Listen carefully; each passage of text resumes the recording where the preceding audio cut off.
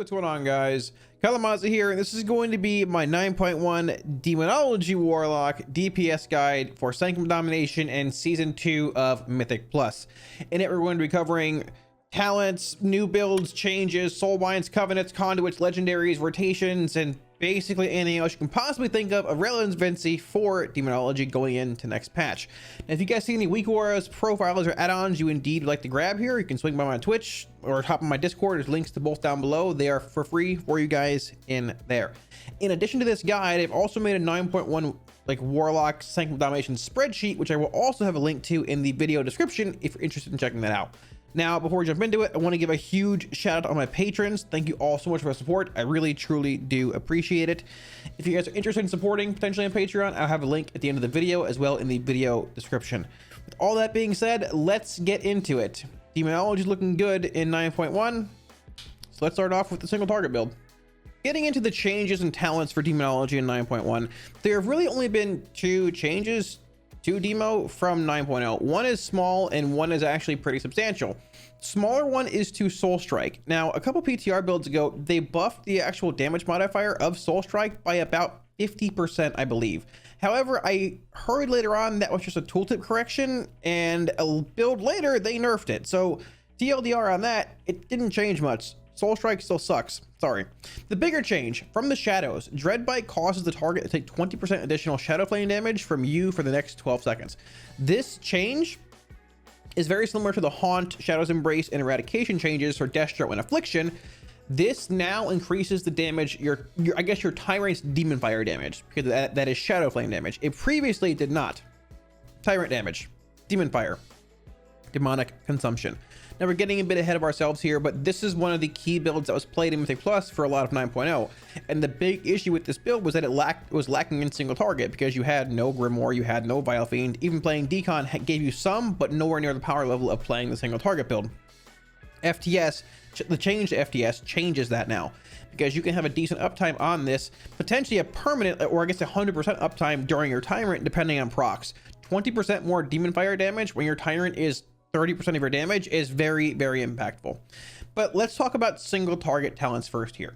So as far as Demonology is concerned in 9.1, nothing is changing here. You're still playing Demonic Strength over Bombers and Dreadlash in the first row here. Demonic Strength being a 1-minute cooldown, tied to your Felguard, affected by Fel Commando the Conduit, just your best single target option here. There have been a few builds that have popped up playing Dreadlash and the Carnivorous Stalker's Conduit, which we'll get to in a little bit here as well. It has been floating around. Dreadlash gives you a more consistent damage profile. I do still feel Demonic Strength is better in single target, but fight duration could affect that. For the most part, Strength is still going to be your best bet here. 25 row, Demonic Calling, Power Siphon, Doom. You play Demonic Calling. It gives you more mobility, more shards, potential procs in the middle of your Tyrant setup. It's just better, it's stronger, better with Decon, and well, Demonology is just built around Decon. 35 row, Vile Fiend, Soul Strike from the Shadows. So as mentioned, from the Shadows it is indeed more relevant in single target settings, but it's still played in more of an AoE build in Mythic Plus, and it's not your de facto go-to single target ability. Soul Strike sucks, you don't play it. Vile Fiend is number one, the best source of damage in this row in single target, just the actual damage the pet itself brings. The extension from your Tyrant makes it even better, the damage amp even better, and the big thing is that this is another pet that you can summon for your Tyrant to siphon more health for demonic consumption. Decon isn't, spoilers ahead, Decon is an incredibly powerful talent. It's the only one you ever take in this final row, and it pigeonholes you into a very niche build as Demonology, because, well, pets matter. Pet health matters. 45 row, Soul Conduit, Inner Demons, Grimoire Felguard. Very similar to this row here. Grimoire Felguard is an extra pet. Once again, it does a lot of damage on its own, is extendable by your Tyrant, will be extended by every Tyrant. It is another pet you can summon that has more health to be siphoned by Decon. 50 row here, Demonic Consumption, it's not even close. Sack Souls is terrible. Nether Portal, I pray there's a day where Nether Portal is playable again, but the cooldown is too long, the damage it deals is too subpar, and it requires you to essentially plant for about 20 seconds and not move, which doesn't really happen a whole lot. So Decon, and for a lot of reasons, also tied to a 1.5 or a minute cooldown if you're playing Wilfred's. Decon is just the best option in this row, and it's not close. It is very, very strong, and essentially makes you play one build of Demonology. It pigeonholes you into one build, but that build's pretty good on its own. As far as AoE Mythic Plus talents go, this build has been played in Mythic Plus, playing Vile Fiend, Grimoire, Decon, giving you a strong single target damage profile, and a good AoE one, because you still have Implosion, Demonic Strength, Hand of Gul'dan splash damage, Grimoire Felguard AoE, just solid damage in general. That's the way Demo's built. However, this build here, Dreadlash from the Shadows, Soul Conduit, sometimes playing Grimoire, saw a good bit of play. This is the build we discovered in beta, the Big Dogs build. And like I mentioned a bit ago, the main reason this build wasn't played, I think, more frequently in Mythic Plus is because it lacked a lot of single target damage. But the changes from the Shadows means that your Tyrant is hitting 20% harder when this is up and active when you have your Tyrant out. Now, we're getting a bit ahead of ourselves here, but just to show the synergy, playing the Carnivorous Stalkers Conduit, your Dreadstalkers have a X% chance, 5% roughly at 226, to trigger an additional Dread Bite. Dread Bite, keep that in mind. Dreadlash from the Shadows. Dread Bite causes them to take 20% more damage. When your Dreadstalkers charge into battle, their Dread Bite attacks now hit all targets within 8 yards. So with the Carnivorous Stalkers reproc, you're reprocking Dreadlash, you're reapplying from the Shadows in an AoE setting, and even in single target, it has the decon relevancy, the single target relevancy. Outside of demonic consumption, it increases your demon bolt damage, your implosion damage, and your Hand of Gul'dan splash damage, which is all applicable in Mythic Plus. This build has gained a good bit of power going into 9.1, and I think this could very, very easily be the de facto build you see for Demonology in Mythic Plus. You probably will see this build running around a bit. There are some that play Vile Fiend and Soul Conduit with the other talents being like this. There are some that play Grimoire and Soul Strike. I don't like this build, but it technically is an option. But I do think Dreadlash FTS, either Grimoire or Soul Conduit, are going to see a lot more play heading into 9.1. And that's what I'm betting on being the best AoE Mythic Plus build of Demonology in Sanctum of Domination in Season 2. When it comes to legendaries for Demonology Warlocks in 9.1, not a whole lot has really changed from 9.0. Impulse Potential is still a solid option if you're looking at just building like some mass AoE Mythic Plus legendary, but it loses a lot of value when you don't have 3 or more targets, which is one of the reasons why I'm not a huge fan of this legendary overall. Now, they have added a 3rd slot to this, being on your hands, if you notice here, because head and waist, those are both domination socket pieces. To a similar extent, they've also added a 3rd slot on Relic of Demonic Synergy, helm, shoulders, and back, because helm, shoulders, chest, bracers, and belt all have domination sockets on them. So if you're going to play Synergy or plan on playing it, spoilers ahead, it's not your best option, but it's your best universal option. You might want to make it or remake it on our cloak. There'll be a video coming out about that probably in a week or so, but either way, that's there. Grim Inquisitor's Dread Calling. This is one of the 2 legendaries that Demonology has a chance of playing in 9.1. Each soul shard spent on Hand of Gul'dan increases the damage of your next Dreadstalkers by 4%. This legendary is synergistic with the build of talents we just talked about, playing Dreadlash, FTS, Decon, Grimoire, Soul Conduit, and Demonic Calling. This legendary has been played in Plus with this build. This build also plays, spoilers ahead, Wilfrid's, but from what I've seen, I haven't played this as much as Wilfrid's, hands down. I still prefer Wilfrid's in the vast majority of settings, but from what I've seen with this build, playing Grim Inquisitors will give you a more consistent damage profile heading from pack to pack to pack. If you're playing Wilfrid's and not getting full value out of every Tyrant, if packs are dying too fast, or you're in a weird setting like that in Mythic Plus, Grim Inquisitors could very well be the better option, because it's going to give that upfront damage on every single trash pack, as long as you have it queued up in the previous pack, and it keeps going forward and forward and forward. Forces of the Horned Nightmare. This is like, if you're making a Demonology specific legendary, probably one of your best universal ones, but it doesn't see much play because Wilfrid's is just better in most settings, so is Grim. It causes your Hand of Gul'dan to have a chance to cast a 2nd time on your target for free. This does mean if you cast a 3-shard Hand of Gul'dan, you're getting 3 imps if it procs. If you cast a 2-shard Hand of Gul'dan for whatever reason, or a 1-shard, you'll get 2 imps or 1 imp. It checks how many shards you spent on the previous hand that procced it and gives you that many imps. There's not some weird, like, there's no weird spam 1-shard Hand of Gul'dans with this legendary. It's not played in very many settings. It's a cool universal effect, but Grim Inquisitors and Wilfrid's are better. Bell Spiders, unfortunately, is terrible. All of the Demon Bolts, Shadow Bolts, stacking effects are additive, not multiplicative, so you just end up playing Wilfrid's in the vast majority of settings. Rating, this is going to be your go-to legendary on basically every fight this tier if you're playing Demonology. Every soul charge you spend reduces the cooldown of your summoned demonic tyrant by 0.6 seconds. This is a very powerful effect because it means that your tyrant goes from being a minute and a half cooldown to roughly a minute 10, a minute 8, a minute 6, depending on haste levels and movements and RNG and things. It goes from being a minute and a half to about a minute. Now, a minute also means that it syncs very well with your Soul Wrath, and it also means that it syncs pretty well with your Grimoire Felguard. Every single tyrant will have a Vile Fiend in it if you're playing it. Every other tyrant will have a Grimoire Felguard in it if you're playing it. And there's no weird like holding your Grimoire or holding your Vile Fiends. No, you just put them together with every tyrant and you go. Also, taking into consideration the fact that Demonic Consumption is incredibly powerful for Demonology, your best talent is final row, hands down, not even close. More tyrants, more pet extensions, you can see how synergistic and how powerful this effect actually is. Like I mentioned, if you're playing multiple specs and don't want to invest in Wilfrids, Synergy will be your best go-to option, but as far as pure power rankings go for Demonology, number 1 Wilfrids, number 2 Grim Inquisitors in more AoE settings, although you do see it play in single target at times, and number 3 I would probably say Relic of Demonic Synergy. So when it comes to Covenants this tier, 9.1 Sanctum of Domination, I do, just like Destruction, feel that Night Fae is your best option for Demonology, and it's not very close.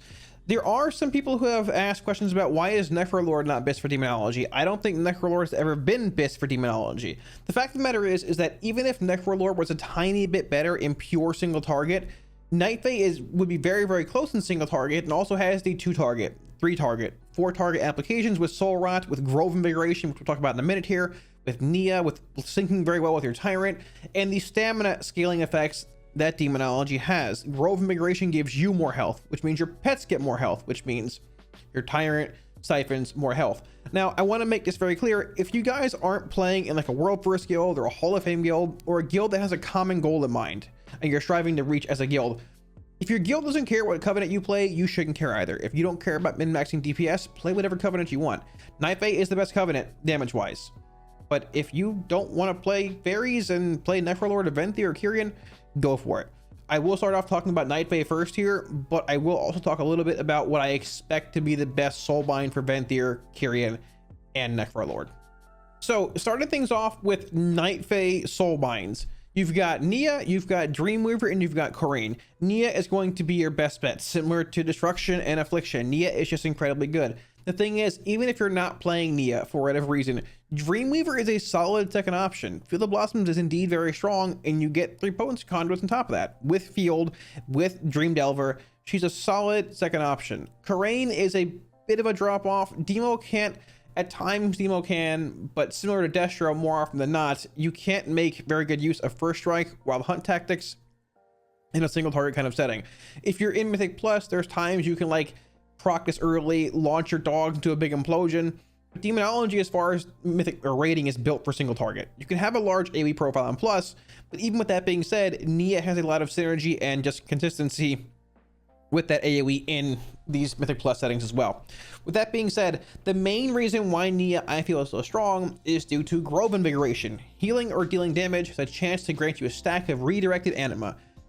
Anima increases your maximum health by 1% and your mastery by 25 for 30 seconds, and stacks overlap. Soul Rot also grants you 8 stacks of redirected anima whenever you cast it. So this is also why Wilfrids is very good and very synergistic with Demonology. You cast your Soul Rot, we'll get into rotations in a bit here, before you start setting up for your Tyrants, so you have more health. So your pets all spawn with more health. So when you summon your Tyrant, it extends them all with the mastery buff. It also siphons more health from all of them for more decon value, so your Tyrant hits harder. Grove Invigoration is incredibly strong with Demonology and other stamina scaling effects like Shout, APT, AV, Blood Decay Legendaries. Demonology is the only spec in the game that scales with stamina effects, and also partially due to that is one of, if not the best specs in the game for Power Infusion in pure single target in a progression setting. Now I get, good luck getting your priest to give it to you, but either way, that is indeed why I feel Nia is incredibly strong. Conduit wise, unlike Destruction and Affliction, Demonology has 4 conduits, technically 5 if you're playing your Covenant one, and every single one is good. You will play every single one in different settings. Starting off, number 1, Born of Blood is going to be your de facto conduit. This is your focus malignancy. This is your ashen remains. You slot it and you don't take it out. Hand of Gul'dan has a 25.6% chance, which is incredibly high, to generate a charge of demonic core. It almost feels like this is just an oversight on Blizz's part and it's too high. It's really, really, really good. It smooths out Demon's rotation. It gives you larger tyrants with random Hand of Gul'dan, Demon Bolt reprocs. It's very, very strong. Second conduit here is either Carnivorous Stalkers or Fel Commando. Going back to playing Dreadlash versus Demonic Strength here, if you're playing Dreadlash, you play Carnivorous Stalkers. If you're playing Demonic Strength, you play Fel Commando, because Fel Commando increases your Felgar damage. Carnivorous Stalkers essentially increases your Dreadlash Dreadstalker damage. So that will be your second conduit here. For single target, I'm going to play Demonic Strength, Fel Commando. Your third option, Tyrant Soul. Tyrant Soul is basically Supreme Commander from BFA, just in a conduit form. After your Demonic Tyrant expires, you gain a stack of Demonic Core and increase the damage of your demons that they deal by 16% for 15 seconds. That stack of Demonic Core is strong. It's relevant. And this conduit helps smooth Demonology's damage outside of your Tyrant. Because keep in mind, you're casting your Tyrant basically every single minute. We'll get to rotations in a bit here, but one of Demo's issues I felt in 9.0, we didn't have 3 potency conduits, was that you had this really high damage profile with your Tyrant, and then you dropped off a good bit outside of it. And you're back up here, then you dropped off again. But with this conduit, that changes a lot. Now, it's not going to, sustain the same value as having your Tyrant out for a minute, but you get what I'm saying. Those cores help. They feel more hand cast faster and faster. The extra damage to your demons being out for longer with your Tyrant extension also helps. Tyrant Soul is a very strong conduit, and one that I'm just happy to have around. Now, like I said, Soul Eater is not bad. It's a good 5th conduit, but Demo conduits are just really strong. Even though this is great, I don't really see any room or reason as to why you would play Soul Eater. Now, quickly, before we move on to the other covenants briefly, I do want to mention Bonded Hearts. Gaining a stack of redirected anima from Grove Invigoration, keep in mind, this is Grove Invigoration, heals up to 5 nearby allies for 2% of their health, up to a max of 2k. That's all whatever. We don't care about healing. We're a warlock. If any of the affected allies are of another covenant, redirected anima's mastery and maximum health effects are increased by 50% per 5 seconds. Once again, what does Demonology do that no other spec in the game does? Damage scales with stamina. Now, we're not going to unlock this, I don't believe, to like week 5 or 6 of next patch. I could be wrong. I don't know the exact week. But either way, we'll get to Demonology stamina scaling in a bit here, but TLDR, your pets are slow to update health-wise when you get damage, like a health amp. If I Stamina Pot, for example, most of the time, my pets should theoretically update instantly, because the more health I have, the more health they do. But the majority of the time, they're slow to update from anywhere from 1 second to like 5 or 6. So it's hard to guarantee this effect when casting Soul Rot. There might be a change in our rotation when we actually unlock this, if there's a way to guarantee it. But due to like spaghetti code on the back end of the game, pets don't update automatically. So if this happens, I'll put a video out when it does. Just keep in mind the rotation might change a month and a half or so into the actual patch. So as mentioned, outside of Night Fae, I do feel that Night Fae is the best covenant, but if you're looking to play Kyrian, Venthyr, or Necrolord, these are the Soulbinds that I feel are probably going to be the best for Demo heading into 9.1. Pelagos for Kyrian still has combat meditation, which is solid. It's not as strong as Grove Invigoration, but it's still there. And the mastery effect is indeed relevant if it stacks with other cooldowns and other CDs. Now, Pelagos has also gained another ability in 9.1 called Newfound Resolve. At any moment during combat, there's a low chance your doubt will manifest for 10 seconds. Directly facing your doubt will overcome it, granting you 12% primary stat and stamina for 15 seconds. What scales with stamina? Demonology. So this seems to be RNG. It says at any moment during combat, but if this procs at the right time in your Tyrant setup, 15 seconds is basically your entire Tyrant setup. A 12% stamina increase is actually pretty relevant. That's probably a little more than Grove Invigoration will give you, barring Bonded Hearts being active. So Pelagos has a higher potential.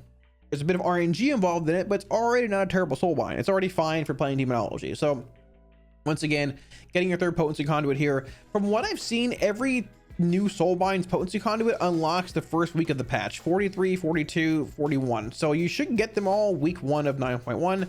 That might change, but as of right now, 3 potencies, combat med. You also have the newfound resolve trait. Moving on, Venthyr, Nagia the Mistblade. So you have Thrill Seeker here. Obviously, you get 20% haste for 10 seconds. If it lines up with your cooldowns, awesome. That's great. The new cool thing, 3 potencies with her once again, or I guess 2 if you want to actually take Dauntless Duelist here. Whatever works for you, either way. This is technically a good single target increase. It sort of depends what you're doing. If you're going more AoE, from what I've seen, people end up going into familiar predicaments and going double potency here. But single target, it looks like Dauntless might pull ahead in certain settings. Either way, her new ability here, Fatal Flaw. When the haste effect of Euphoria ends, Euphoria is from Thrill Seeker here. It's a 10-second, 20% haste buff. It says when it ends, you gain 10 seconds of either 20% increased crit or versatility, whichever you currently have more of. As a demo lock, you probably have more crit. Either way, whatever it is, this takes Thrill Seeker, I guess whatever the buff is called, it makes it a 20-second buff up from 10 seconds. Now, you might want the haste more than the crit or the verse or vice versa, but either way, I think this is actually a pretty substantial increase to this Soulbind and probably being slept on a little bit going into 9.1. Either way, she's solid in 9.0, and this effect here, I think, will make her even better. Quite possibly your best choice for Venthyr heading into 9.1. Necrolord, Bonesmith. Bonesmith is the Soulbind I am most impressed with out of all of them from what I've seen. You have Forgeborn, obviously, increases your primary stat at 1% for each enchant on your gear up to 3%. The big thing, you have Marrowed Gemstone, so you can go potency 1 here, potency 2 here, or you can go Marrowed Gemstone with a different conduit attached here, a non-potency. I don't know if this is endurance or finesse. I believe endurance. Either way, you have your 3rd potency slot now. So if you want to go, let's say for example, Born of Blood and Spell Commando with Gemstone, or Born of Blood and Tyrant Soul, or Carnivorous, whatever you want, Marrowed Gemstone is still very strong. It's an 18% crit increase whenever it procs for 10 seconds. But the big thing is that looking through other Soulbinds here, in their new rows, for the most part, like, they're just like utility abilities. While above 80% health, 5% of your damage is absorbed. You drop a puddle, it snares things. This thing, like, you gain movement speed. But Bonesmith has 2 DPS abilities. So he has Carver's Eye. Damaging an enemy above 90% health grants you a bit of mastery up to 5 stacks. Now, depending on what boss this is, if you're fighting a boss above 90% health, that could be for a good portion of the fight. You're looking at what, an 800 mastery buff at the start, probably overlapping with your Tyrant. It's not too bad. And his final ability here is also DPS space, Mnemonic Equipment. When you damage an enemy, it's below 35% health, so sort of different from this. 3% of the damage done is repeated over 5 seconds. Now, I will say I don't know if this corresponds to pet damage. If it does, hey, Decon deals a lot of damage pretty quickly. I'm not sure. That's sort of a thing you have to check with Demonology, because some things are wonky with trinkets and the procs and all that stuff. But either way, having access to either Marrow Gemstone, 3 potencies, Carver's Eye, and Mnemonic Equipment, Bonesmith looks really good for Necrolord heading into 9.1. Demonology's single target opener is not that complicated. People think it actually is and think of Demo as some super complicated pet spec with a lot of management, but in the end, it's really just not. Now, I will say, as far as Demonology openers are concerned and Demonology as a whole, you sort of have to react to different procs, different things coming in, and go from there. If you're playing the single target build here of Strength, Vile Fiend, Grimoire, Demonic Consumption, your opener is going to look something like this. You're going to want, whenever your tank's pulling, at about 4 seconds before the tank pulls, you're going to want to start precasting your Demon Bolt. Precast Demon Bolt right when the tank pulls, the bolt essentially hits. You go Soul Rot, Grimoire Felguard, summon Vile Fiend, build the 5 shards here. 4, 5. Call Dreadstalkers. Ruby if you have it. Build the 5 shards here with Shadow Bolt. Then depending on your haste levels and things, you can go hand, Berserking whenever racial you have, summon Demonic Tyrant, which just catches your pets before they expire, cast Hand of Rule in, Shadow Bolt, Demonic Strength, and then at this point you're basically just maintaining. Let me pull up my details here. you're basically just maintaining, but casting shards, casting shadow bolts 3 shards, casting dogs on cooldown, and then casting hand of cooldowns. That is the Tyrant setup you want to do in your opener. Now, at times you might get demonic calling procs, which means your dogs are instant cast. At a certain point here, these are all going to expire and dogs are going to come in, and look at all the procs we get here. So the big thing coming out of this actual opener is that you need to be aggressive with your cast of your demon bolts. You don't want to overcap, but make sure you're dumping them fast, because those pet extensions are all going to end at a pretty similar time compared to when your actual demon bolt procs come in from your dogs. Now, big thing here, look at my Tyrant. We're at 27 seconds roughly. Typically around 20-ish is when you want to cast your next Soul Rot playing Wilfred's. Here we are, 20. We can go into our Soul Rot here, build the 5 shards usually beforehand. This one is a Vile Fiend cast. Vile Fiend, build the 5 shards, cast dogs, and then you just go hand demon bolt, hand demon bolt, hand, and cast your Tyrant. Now, depending on RNG and certain procs in different places, you can typically squeeze in a few more imps, but that's the setup. Every single Tyrant's gonna have a Vile Fiend in it, a set of dogs, and basically as many imps as you can possibly get in by casting shadow bolts and hands. Now, as I mentioned, every single Tyrant will have a Vile Fiend in it.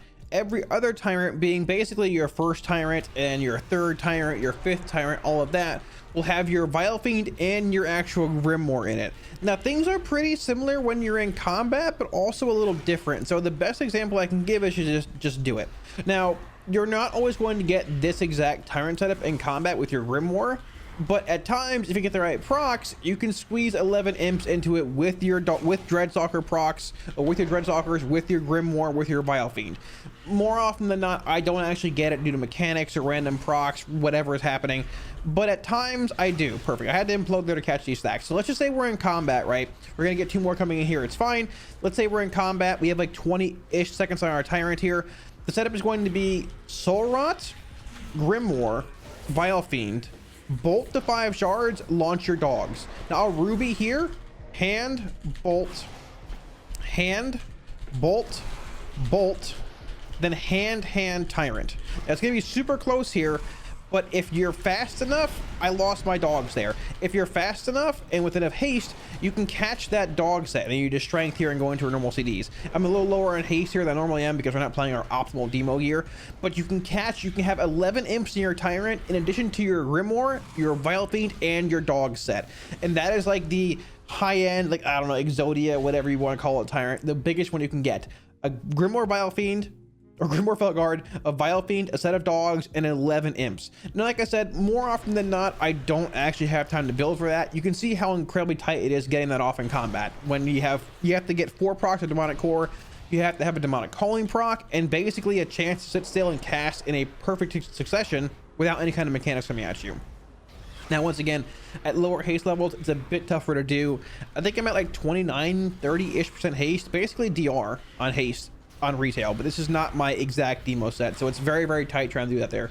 5 to 6% more haste, and you can do it.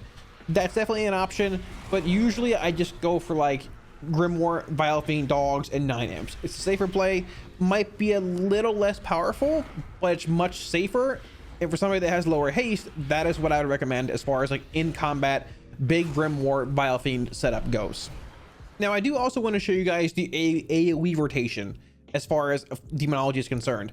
Mainly playing Dreadlash and FTS. I think that build is a lot more relevant in 9.1. But before we do that, I want to cover the Implosion Rotation. I get a lot of questions about this on stream. How do I implode? Where do I implode? What is the rotation? Implosion is a DPS gain at 2 or more stacked targets.